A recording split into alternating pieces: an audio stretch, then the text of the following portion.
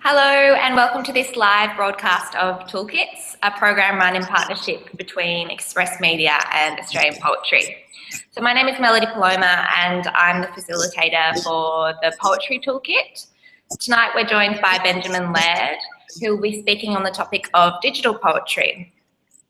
Benjamin Laird is a poet and a computer programmer. He writes print and electronic poems which have appeared in Peril, Unusual Work, Cordite Poetry Review and Rabbit. He has written a book-length conceptual poem with US poet Angela Janusa called Composition, published in 2014 by Gorse PDF. And his most recent publication is the Durham Poems, published this year by Stale Objects, a chapbook of biographical electronic poems. He has edited 2 special issues of electronic poetry for Overland,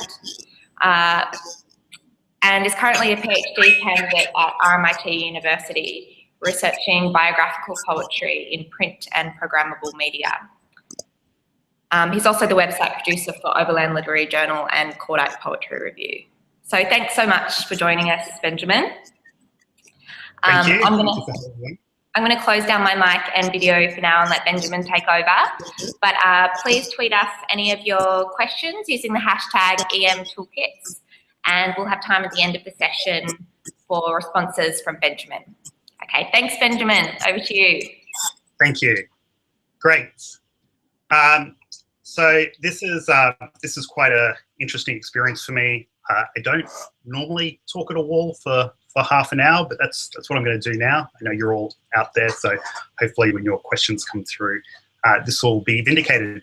So I'm coming to you live from the Overland Journal storeroom. So behind me is 60 years of print culture, and I'll be talking about digital poetry. So it's a nice contrast. But of course, like all journals, they've had to do quite a lot online now. Okay, so as a starting point for digital poetry, I guess one of the things that I'd like to talk about, I guess, is a part of my bio. So at the very end of the bio, it said I'm doing a PhD researching biographical poetry in print and programmable media. And while I'll talk specifically about my PhD toward the end, so in about half an hour, I thought I might address that kind of print and programmable poetry element to it, because often, obviously, you'll when you're in strange places and you run across people, they'll say, "What do you do?" And I say, I write poetry in print and programmable media. The 2 key words they pull out of that is print and poetry. And they know poetry because of they did it in school. As you know, the majority of people will have encountered poetry in school. Unfortunately, there's not a lot of takeoff after that. But I imagine with most of your writers that are writing poetry, you've continued with it, which is terrific. And with the print, they know what print is because we have books. Digital would be, I guess, a clearer term, but I guess the programmable is weighted towards the fact that when I talk about this poetry and when I talk about digital poetry, I'm talking about poetry with some level of computation involved. And for most of us, we do both these things. As poets, we write poetry, and as most people do these days, we'll probably use a computer. We'll probably use a computational device to compose it. Although we won't think of it as such, because mostly we're just playing off what this software provides for ourselves. So when I'm looking at computational basis for poetry, or when I'm using this terminology for the programmable into digital poetry, and so that computation is central, we're really talking about a poem where computation is essential to its production, and that could be at the reception stage or it could be at the composition stage. And this has some pre-digital computer phases to it. So with digital poetry, I kind of break it up into, and I'll for this presentation, or at least for my terminologies that I'll be using, I'll break it into two distinct areas. So the first, which I'll talk about, is the compositional digital poetry, so where we might use computers to create new poems. and a little bit about the history of that, or at least the later history of that, using random processes to produce texts and to use computation is actually, goes back to humanity's millennia. The abacus is an early computation device, and I Ching is used to create aleatory responses or random texts from that, or random responses. So those processes are new, but I'll talk about the more recent poetry. And the other path that goes later on, which is an area that I spend a lot more time with, even though I do still use these compositional methods within my poetry. The other area is that we can look at is where we use visual, kinetic, and interactive poetry. So where we use the computation, not just in the composition, but in the composition that allows us or enables us to have readers experience different things. So experience beyond the text on the page. So interactive parts of that, and kinetic, and so on.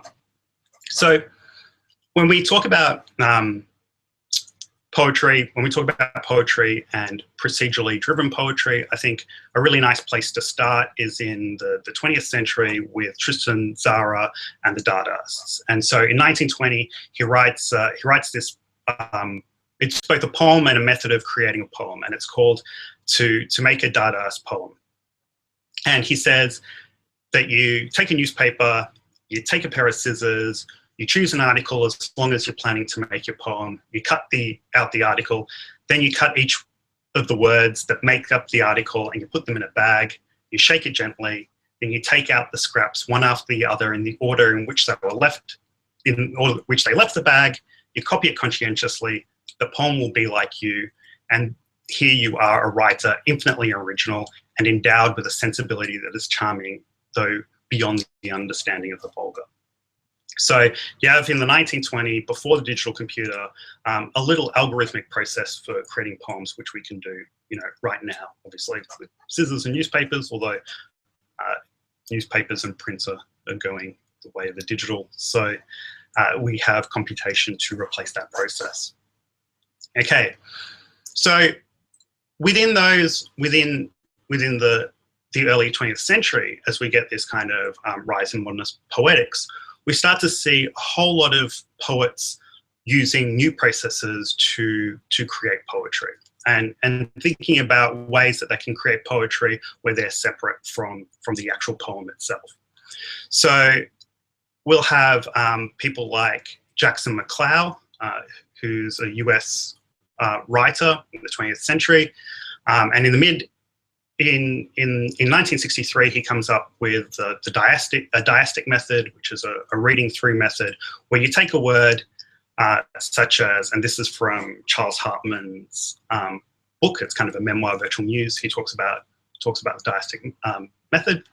We take a word like ridiculous, it begins, and you apply that word to another text, and you might take that source text and you do ridiculous, you put the R to pull out a word that the first word begins with R, and then you come across a second word which has I at the second place, and so on as you flow through ridiculous, and so you end up with a different text whatsoever from the original, but you're pulling out the same methods itself. And you also have, John Cage, who's doing a whole range of reading through methods to create his mesostics. And a mesostic is like an acrostic. So whereas you have in an acrostic, the first letter of each word begins the beginning of the actual line itself, in a mesostic, the spine word runs through the middle. So you get a tree-like structure. And I play with three-dimensional mesostics, and that's in one of my other works that I will talk about later on.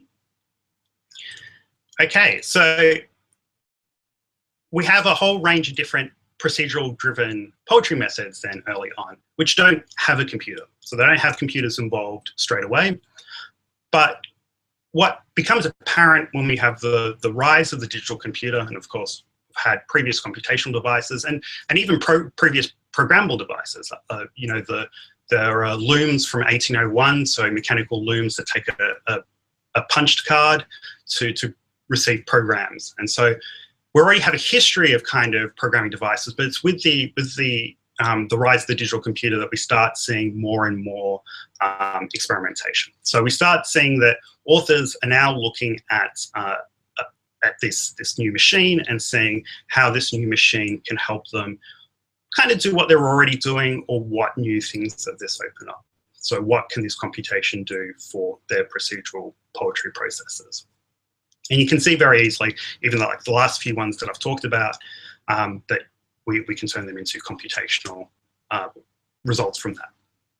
Okay, so in a good place to look at this then is in Chris Spunkhauser's, and I'll have to get it right. So he has the prehistoric digital poetry, an archaeology of forms 1959 to 1995. And what's interesting about digital poetry as well, and even in his identification of early experiments with digital poetry with the computer, is obviously it's with the computer, is that these are the ones that we've identified.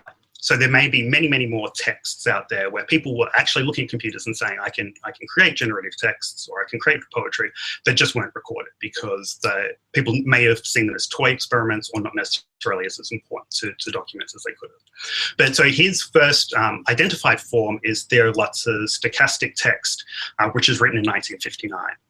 And then following that in 1960 is Brian Geison's permutation poem, I Am That I Am. And that just takes those words, and that was programmed by Ian Somerville, and that just takes I Am That I Am and shuffles it down into this permutation style poem. So using the computer from the early 50s is already taking these procedural techniques that predated them and putting them into computational forms. These ones were new for the computer, but then we see later on in the 60s that Jackson McLow starts using computers to produce texts, and we start getting to see some of these new different techniques. Either they're using new algorithms, or they're using older algorithms, or they're using their already procedures and just automating these processes that are quite labor intensive. Okay, so what has then settled from that is since the invention of the personal computer is a computer into everyone's home. So whereas one of the larger problems would be that you would have to rely on somebody else's computer, or a university computer, or a mainframe, we start to see computers coming into people's homes, and so people can start programming their own poetry machines. And we'll have magazines dedicated to hobbyist computers using using home computers to actually create poetry, or to create different programs that they can use. And now it's not, I don't want to overplay how significant it was kind of minor, but it was enough that we've reasonably had a constant thread. And if you look at Funkhauser's book, you'll also notice that it has a quite regular spread of people coming up with texts, and they're the ones that he's identified. So as we go a bit later, we can also see Australians that used these processes. So while it's kind of given as a fiction, John Trance's Different Hands is a book with a number of prose-generated works in it, and it's equally read as prose poetry or kind of short stories. So he used Breakdown to produce that. And we have a lot of different books coming out too. And it was really interesting that Nick Montfort, who I think I put up the link for Taroko Gorge, or I sent Melody the link for Taroko Gorge, which he wrote, but Nick Montfort just posted a tweet this afternoon with showing just the print texts that were computationally generated that he has up on his shelf.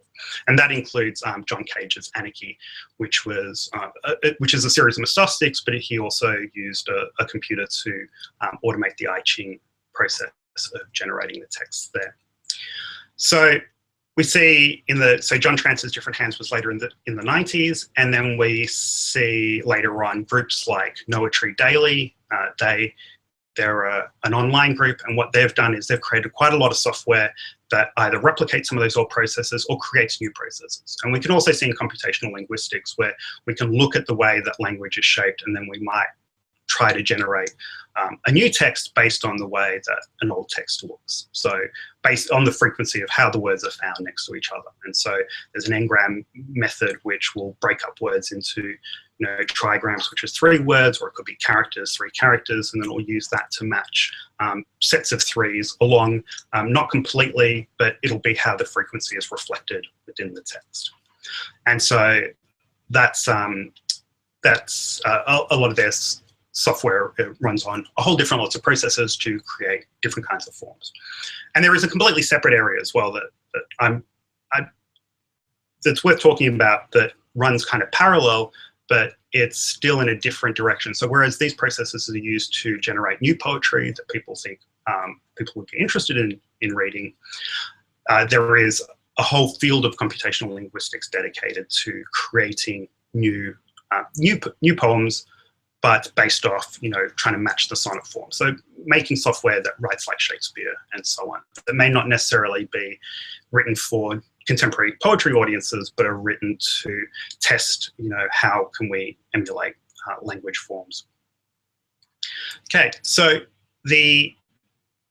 that's the kind of one-level generative, and then we start to see some more exciting things happening as we get social media. So Twitter, for example, where I imagine some of you will be asking these questions, has created this subculture of Twitter bots, which are small generative poetic machines. And some of them might run on templates, some of them might run on text-based things. So one that I quite like is Alison Parrish's The Ephemerides, which takes a NASA photo and puts it next to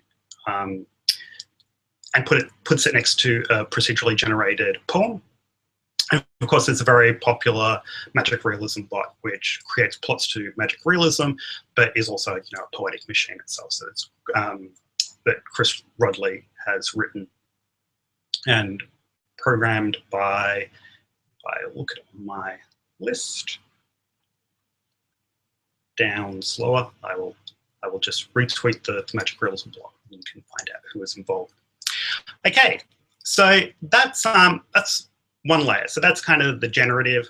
I do some of those generative processes in some of my work because I think that it comes up with some interesting ideas. And actually, one of the more interesting kind of things that you get from that process is this idea of where you situate your creativity and where the kind of creative process of the poetry comes off if you're kind of allocating, if you're outsourcing it. And I read I watched an interview with Darren Werschel recently, and it's from 2012, but he says something quite interesting where he says that I'm too busy to be creative, so being creative is the easiest thing to outsource.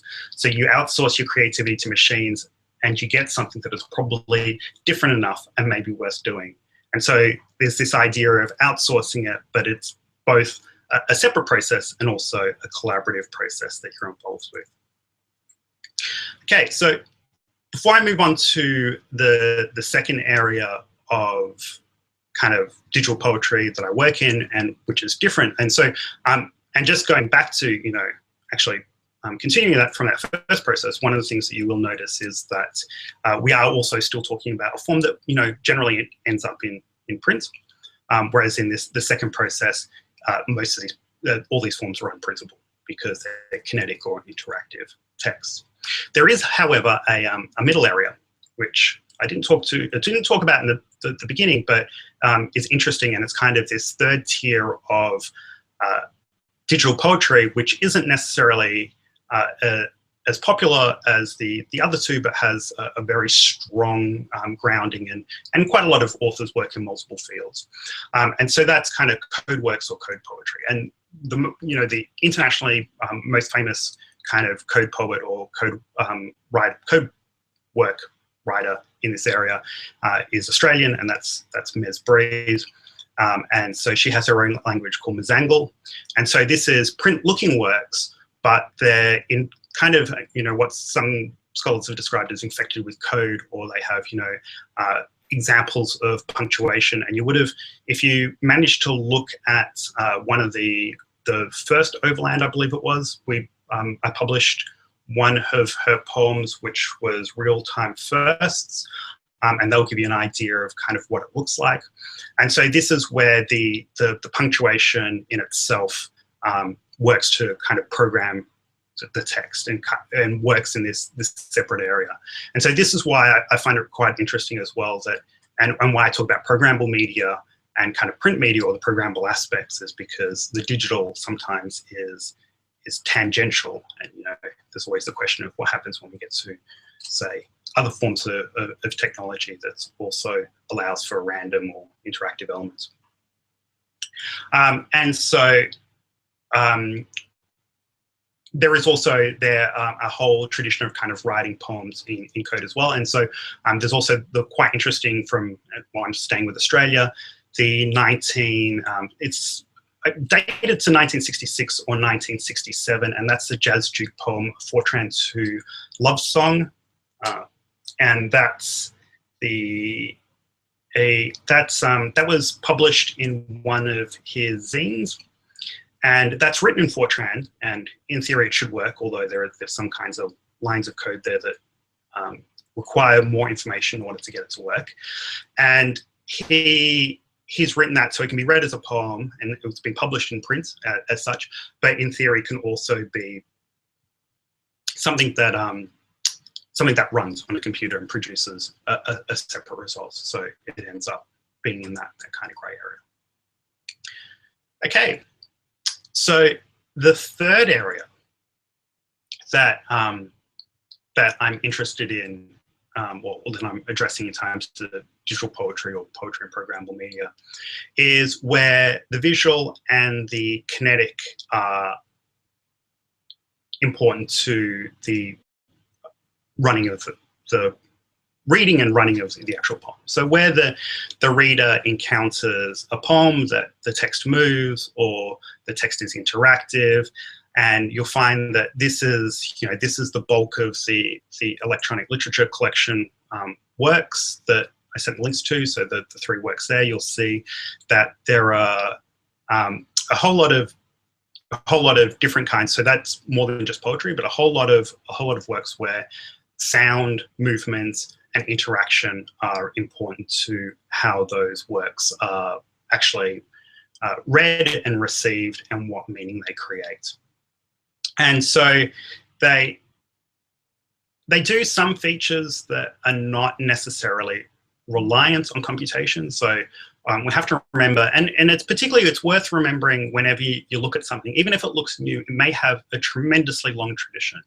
So just like the procedural poems and the computational poems had some basis in kind of procedural methods beforehand, and in many ways that procedural history also sees itself still alive today in conceptual poetry, and it overlaps quite a lot with the kind of computational areas.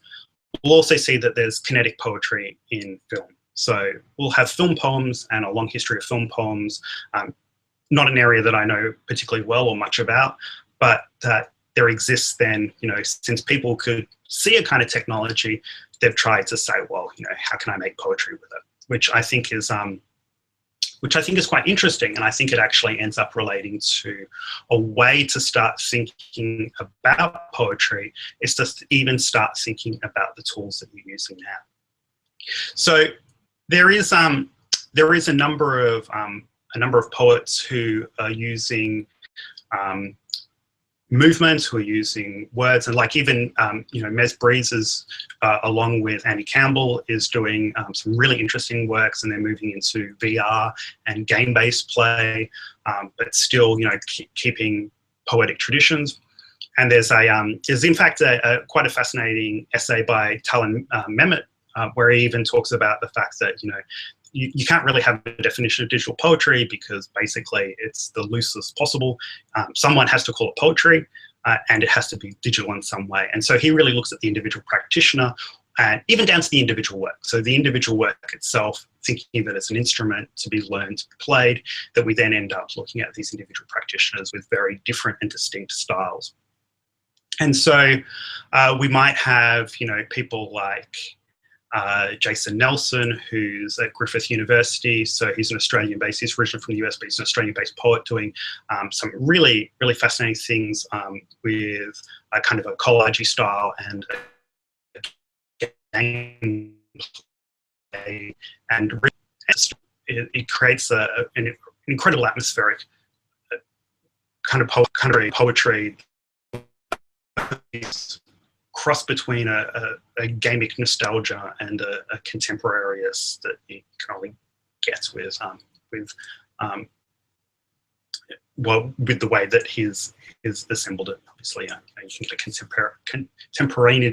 contemporary, you know, a feeling of the now with any kind of poetry,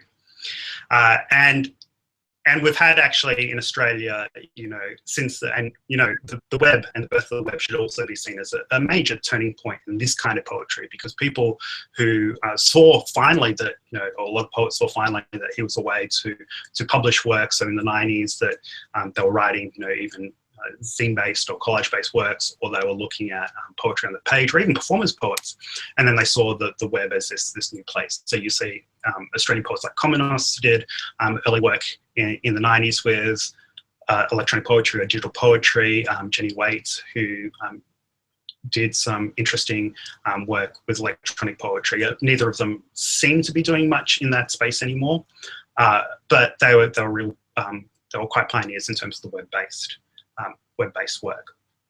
And so we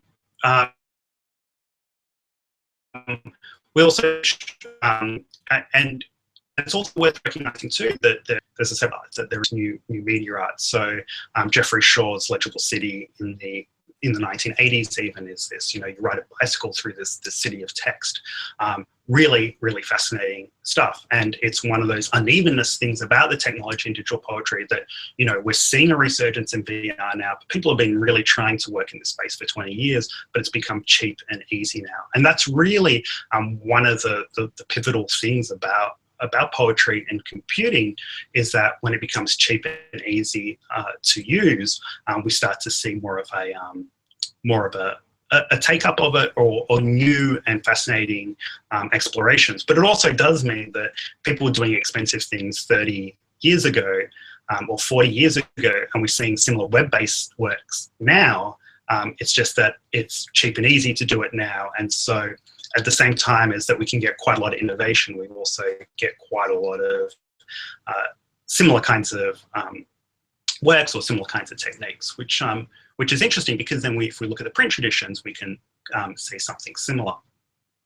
So going back to that notion of a tool or the process, one of the things that I think is quite important to think about is that when you write poetry, when you write digital poetry, it's a bit like writing poetry with any kind of tool or instrument. That if you use a pen to write your poetry normally and you put in your handwriting, there's all this kind of materiality there and affordances that are part of that poem. And there are things that we can do now, like we can print, you know, whole books with handwritten poetry. There's nothing stopping us. There's, you know, mainly except for, you know, perhaps issues of legibility, and maybe when we're looking at issues of, you know, how these things are received, we can think about that. But really, there's not really, I mean, we really need to think about whether, you know, that might actually be a final form for the poem. Maybe a handwritten poem is how that poem needs to express itself in terms of materiality and the tool itself. So the tools and thinking of it as a tool-based work is a way of also then thinking about what else can the poetry do. So if you're a spoken word poet, you might think of your body as the place where you're the instrument for the poem.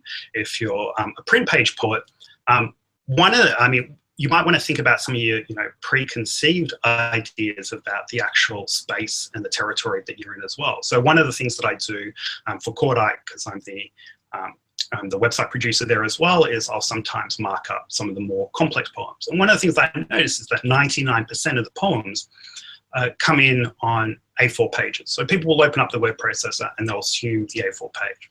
And what's telling is that then that becomes a way that the poem is shaped. And if you're not conscious about the size of your page or what you're doing with the page, that it's actually shaping the poem itself. And now some people, you know, early 20th century poets took advantage of the typewriter to experiment with the typewriter as a tool. So creating columns, looking at how the typewriter could produce different results to what handwriting did. And in the same way that we can look at word process. I mean, there's not, I would assume that no journals that publish in A4, yet people will write in A4. And that if you publish, if you want to write yourself, you might want to even think of going, you know, you can get A0 printed out. I've done some work in A0, and that's, you know, it cost me $10 to print, but I'm sure there's probably print alternatives there. And you can work on larger spaces so that the poem doesn't need to be trapped on that smaller page. And so if we start to think of all these things as tools, then we start to say, or even the materiality language itself, so things that we're already thinking about, like where the line break is, how words might rhyme, what the rhythm of the poem is, if you're a spoken word poet, how I'm going to perform the poem, how I'm going to speak it, where's the emphasis, where's the central line to it, with all these things. Then when we start to introduce the digital to it, that's when we start to, or at least for me, that's when I start to then think about what is the other aspects of the poem, what are the other tools that I can do. So that really, if I'm writing for print, I try to think about what the print basis is, but if I'm writing for the screen or interactivity, what does it mean for the text to move? You know, what meaning are we getting from that? What does it mean for, say, a VR poem if you're trapped inside a room? What does it mean for a VR poem if it goes on to a horizon forever, or if the text comes from the horizon? What does it mean for, you know, no two lines to appear together the same way? And so trying to, you know, and so going back to, say, when we talked about my PhD, it's in biographical poetry. So what I'm looking at doing is writing, it's a creative writing PhD, so I'm writing poems about William Denton, who was a 19th century scientist, scientific lecturer and spiritualist. So he kind of combined these two worlds of the scientific, lecturing about evolution. He came to Australia in 1881 to 1883, but he was brought out by the spiritualists to give lectures on spiritualism. And so he believed in life after death. In fact, he gave lectures after he died. He died in 1883, but he was back on the lecture circuit in 1884 through a medium. And his most famous work, though, was the Code of Things, the Soul of Things. So my project's called the Code of Things, which comes from the Soul of Things. The Soul of Things, which is a 3-volume set on psychometry that is the idea that objects have memories and that certain psychically aware people can pull those memories out. So that's the kind of biographical material I'm working with. And then I'm seeing how the digital and how print can afford the aspects of William Denton's life, or can present aspects of William Denton's life that suit a biographical mode in poetry. So, you know, we're not talking necessarily about literal truths because metaphor is so central to it, but how these might extend later on. And so in the second part of this class later on, I'll show some of the works and talk about perhaps a little bit about what I was trying to do in terms of the digital and why I think the digital space was important to those biographical poems, or even to the non-biographical poems, why I think that it's important that there's kind of this kineticism is meaningful, or the interactivity is meaningful as a poetic device. So meaning in terms of poetry, not necessarily meaning in terms of the literal. And then that comes across into sort of a broader set. But perhaps if there are any questions now, and that I could address Melody, or Melody might have some questions. So hello, I'm back. Hello. Hi. Questions come through on Twitter as of yet. But I was wondering if maybe you could extend a little bit on the connection between biographical poetry and digital poetry. Certainly. So one of the things about, I guess, biographical poetry is it's a separate field. So I mean, I suppose I didn't go into it in too much detail because it's a tradition in itself. It has when I say biographical poetry, I'm normally talking about collections of poems about certain historic figures. And so that will be about, that could be, you know, Bloody Jack by Dennis Cooley, or Michael Ondaatje's The Collected Works of Billy the Kid. And so these are poems about people. And so with the digital and the biographical, it's about seeing how you know, how biographical poetry works in print, and then how we can use the digital to also present biographical information in a poetic form.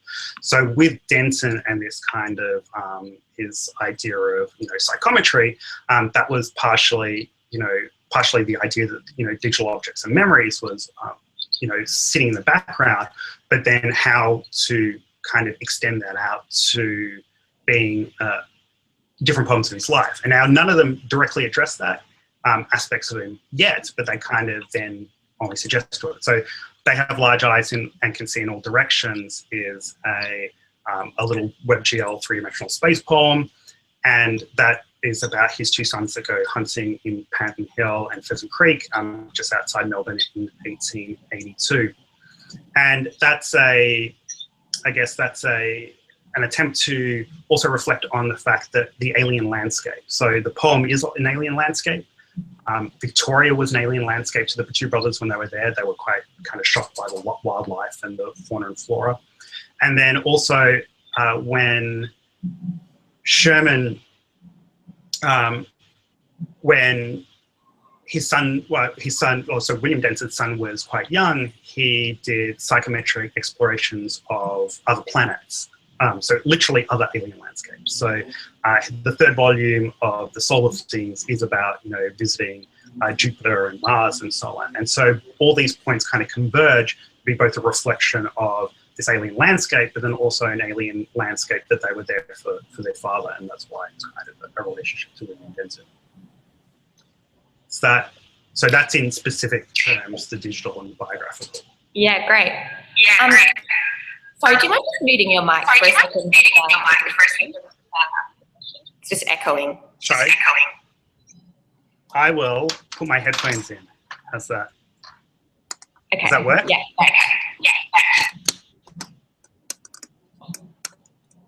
Is it echoing for you, or is it just me? I don't know. Let's find out. Okay, Perfect. great. Fantastic. We were having an interesting conversation the other day after your event at the Melbourne Writers' Festival about digital poetry and archives, and you said something that I found really interesting, because I sort of see perhaps one of the benefits of using poetry as it being this sort of bottomless pit of information that we can constantly access. But you were talking about how poems that are written through the internet or using digital means now might not be able to be read in, say, like 5 years, 10 years time, because we won't have the software anymore. Sorry, my lights have just gone out. Yes. So it's one of those interesting things where we have a situation where digital poetry can seem new and contemporary and kind of, in often cases, cutting edge, but it's really hooked into the technology of the time. So the technology that we have now is the technology that's used to run it, which means that we're in situations where, and there's lots of people dedicated to archiving digital literature, electronic literature, and digital poetry. But we're in a problem that we actually need specific strategies. So if you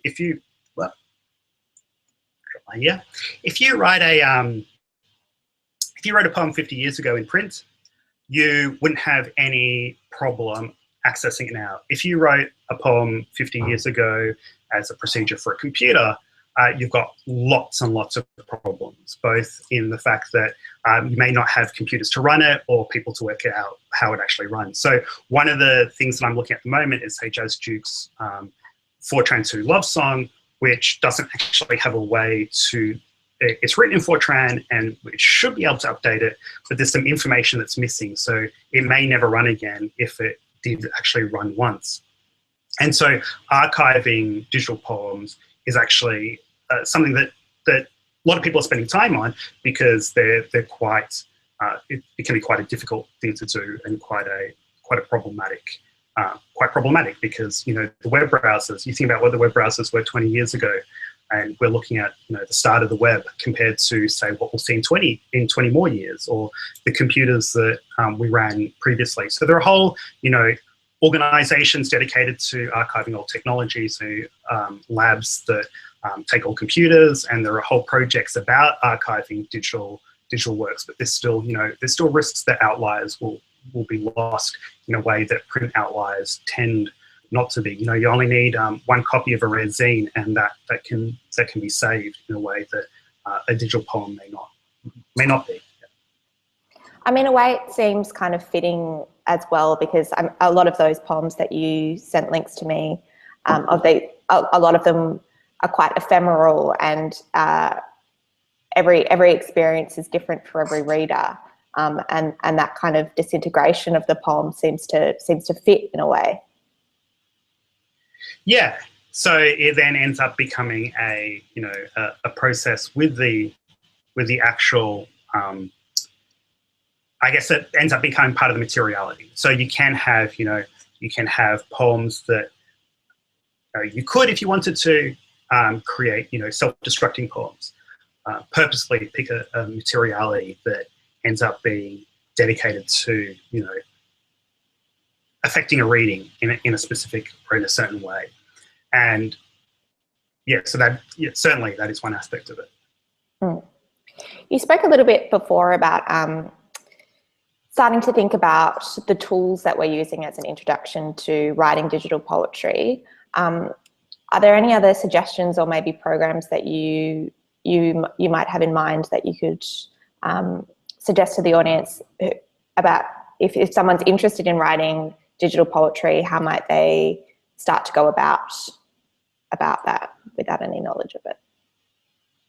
So if you're already comfortable with your poetry, I mean, a good place to start is to, well, read other digital poetry. So, you know, it's the same rule about writing poetry. If you're interested in poetry, you're obviously going to be reading poetry. So reading other digital poetry, some very introductory programming courses can help. And then once you're there, rewriting other people's digital poems, copyright allowable. And, you know, you'll see, so Nick Montfort's Taroko Gorge has multiple kind of rewrites by lots of people. So he's allowed that you can take that and create whole new versions yourself. So once you get, you know, and it's a very simple program. So once you get some knowledge of it, then you can start then applying it and kind of remixing other people's work. And then you can get your confidence by building up your programming skills to do other works. But there is also, you know, like with Noetry, if you want to do procedural driven poetry, so this isn't kinetic or interactive works, but you could put text in there and you could start generating some of your own procedurally generated poems that way. Okay, great. I think we've just had a question come through on Twitter from Rory Green. So Rory's asked, do you see a differentiation between digital poetry and digital art?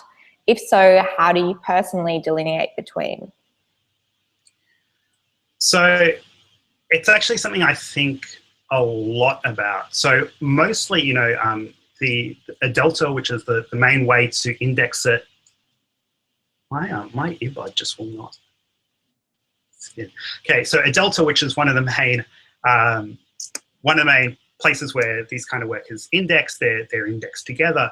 But what you'll find is that, you know, almost the only difference is digital art, text-based digital art occurs in a gallery, and digital poetry occurs in a journal. So it occurs online. And actually it's a weird thing because a lot don't distinguish between whether they're new media artists or whether they're electronic poets. Whereas, so that kind of clear distinction isn't quite as clear as it could be, but in a lot of ways it really comes down to where the work is read. And it's almost like, you know, if you did a lot of text-based art and you published in a journal, people would well consider it poetry, but if you had up on a gallery, they would often consider it art. And then we can see with concrete poetry, that often that's quite fuzzy. So we'll have exhibitions of concrete poetry at the same time as seeing them in journals themselves, and how people to discuss them. And so the scholarly context in which they're discussed is really, really where they end up being situated, or where we then end up situating them, depending on who talks about it. So like Geoffrey Shaw, very much is talked about as an artist, even though he has works like Legible City. Great. We haven't had any more questions come through on Twitter, but we might wrap it up there, I think. Thanks so much, Benjamin. That was fantastic. Thank you. And if you'd like to have a look at our other live sessions broadcast as part of the Toolkit program, you can do that via the Express Media website. Tuesday the 27th will be the last Toolkits live session at 6:30 on editing and publishing with Alice Grundy. Okay, thanks again, and thank you, Benjamin. Thank you, everyone. Thank you. Okay, bye.